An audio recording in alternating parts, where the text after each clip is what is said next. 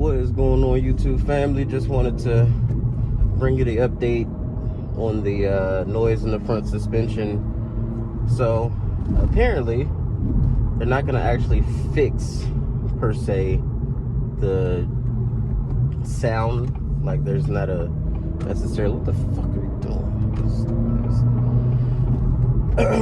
Excuse me. Anyway, there's not necessarily a fix for it, so I'm basically getting a full redone suspension. They've ordered all the necessary parts. The only thing that they didn't order a set of is springs. Apparently the springs are fine, but everything else, struts, all those components are getting replaced. So am I mad about it? Nope.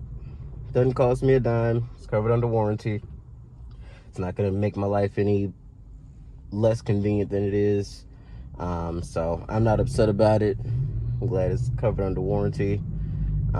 So yeah, just want to let you guys know that Integra is basically getting a full redo on the suspension besides the springs. So once that's all put together, hopefully the sound goes away and we shouldn't have any more problems. You're a fucking idiot.